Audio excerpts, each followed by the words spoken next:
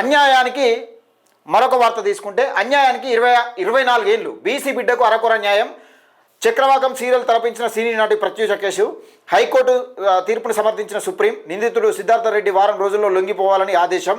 ప్రత్యూషను అత్యాచారం చేసి హత్య చేశారని చెప్పడానికి ఆధారాలు లేవని వెల్లడి. అంటే ప్రత్యూషను అత్యాచారం చేసి చంపేసడానికి అదే హత్య చేశారని ఆధారాలు లేవట. సిద్ధార్థకు 2 ఏళ్ల శిక్ష ఖరారు చేస్తూ నిర్ణయం. 24 ఏళ్ల తర్వాత 2002లో ఏది హత్యకు గురైతే అక్కడ చంపినట్టుగా అంటే మానభంగం చేసి చంపినట్టుగా ఆధారాలు లేవన్న నేపథ్యంలో 24 ఏళ్ల తర్వాత 2 ఏళ్ల జైలు శిక్ష పడుతుంది ఆయనకు. అంటే నీకు న్యాయస్థానాన్ని ఏమంటలేను, కాకపోతే వ్యవస్థ ఎట్లున్నదని ఒకసారి చూడొచ్చు. దానికి సంబంధించిన వార్త ఒకసారి 2వ పేజీలో చూద్దాం. అయితే ప్రత్యూష తల్లి దాదాపుగా 24 ఏళ్ళ పోరాటం 24 ఏళ్ళ నుంచి పోరాటం చేస్తూ ఉన్నాను. నా బిడ్డకు న్యాయం జరగలేదు, నా అత్యాచారం మానభంగం చేసి చంపిరని చెప్తున్న వైనం చూస్తాను. అయితే ఇక్కడ చూడొచ్చు. అయితే ప్రముఖ దివంగత తెలుగు సినీ నటి బీసీ బిడ్డ ప్రత్యూష కేసులో దశాబ్దాలు గడిచిన బాధితురాలి కుటుంబానికి అరకొర న్యాయమే దక్కడం బాధాకరం. ప్రత్యూష కేసు శుక్రవారం డైలీ సీరియల్ను తలపిస్తుండడం శోచనీయం. ఈ కేసులో ప్రధాన నిందితుడైన గుడిపల్లి సిద్ధార్థ రెడ్డికి సుప్రీంకోర్టులో 2 ఏళ్లు జైలు శిక్ష జరిమానాను విధిస్తూ మంగళవారం తీర్పు వెలువరించింది. హైకోర్టు ఇచ్చిన తీర్పును సర్వోన్నత న్యాయస్థానం సమర్థించి ప్రత్యూషను సిద్ధార్థ రెడ్డి హత్య చేశాడనడానికి ఆధారాలు లేవని స్పష్టం చేసింది. ఆ కేసులో ఆమెను సిద్ధార్థ ఆత్మహత్యకు మాత్రమే పురిగొల్పినట్టు తేల్చింది. ఇక గతంలో హైకోర్టు విధించిన 2 ఏళ్ల శిక్షను సిద్ధార్థ్ సుప్రీంకోర్టులో సవాల్ చేయగా అతని పిటిషన్ సర్వోన్నత న్యాయస్థానం డిస్మిస్ చేసింది. 2002 ఫిబ్రవరిలో హైదరాబాద్లో సిద్ధార్థ రెడ్డి ప్రత్యూష ఇద్దరు విషం సేవించారు.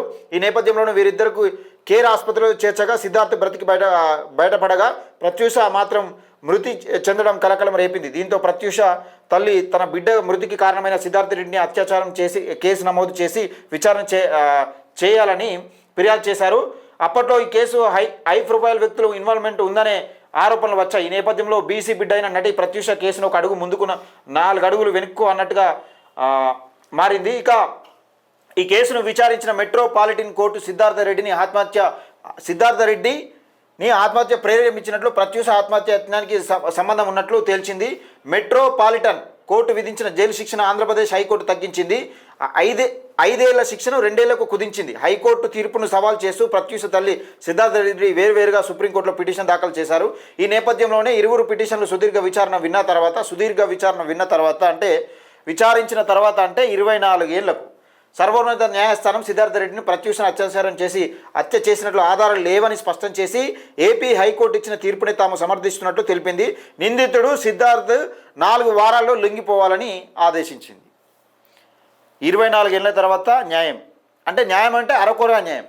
ఇక్కడ అత్యాచారం చేసి హత్య చేసినట్టు ఆధారాలు లేవు కనుక ఆత్మహత్యకు ప్రేరేపించిన నేపథ్యంలో ఆ విషయంలో కేసు జైలు శిక్ష పడుతున్నట్టుగా కనబడతా ఉంది. ఇది చూడొచ్చుగా. అంటే ఒక వ్యక్తి ఏ విధంగా న్యాయం కోసం పోరాటం చేస్తూ ఉంటే 24 ఏళ్ళు పట్టిందన్నది కీలకంగా చూడొచ్చు మనం. ఇది ప్రత్యూషకు సంబంధించిన అప్డేటు. దయచేసి వీడియోని ఎక్కువ మందికి షేర్ చేయండి, లైక్ చేయండి, మన ఛానల్ని సబ్స్క్రైబ్ చేసుకోండి.